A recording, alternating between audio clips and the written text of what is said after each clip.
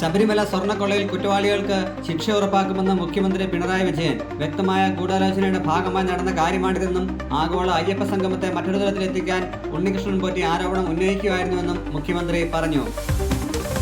തിരുവനന്തപുരം വഞ്ചിയൂരിൽ ആഡംബര കാറിനു വേണ്ടി പിതാവിനെ മകൻ ആക്രമിച്ചു. ഇതിൽ പ്രകോപിതനായ പിതാവ് മകനെ കമ്പിപ്പാര കൊണ്ട് തിരിച്ചാക്രമിച്ചു. ആക്രമണത്തിൽ മകന്റെ തലയ്ക്ക് ഗുരുതരമായി പരിക്കേറ്റു.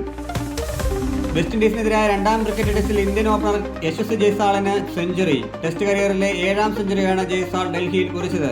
ഒടുവിൽ വിവരം ലഭിക്കുമ്പോൾ 123 റൺസുമായി ജയ്സ്വാൾ ക്രീസിലുണ്ട്. മലപ്പുറത്ത് മീൻ പിടിക്കുന്നതിനിടെ ഉണ്ടായ വാക്കുതർക്കത്തിൽ വയോധികനെ പുഴയിൽ മുക്കിക്കൊല്ലാൻ ശ്രമിച്ച പ്രതി പിടിയിൽ. ചേറായ സ്വദേശി കുഞ്ഞാലിയെ കൊല്ലാൻ ശ്രമിച്ച മലപ്പുറം സ്വദേശി അബ്ദുൽ സൽമാനെ പൂക്കോട്ടുപാടം പോലീസ് അറസ്റ്റ് ചെയ്തു.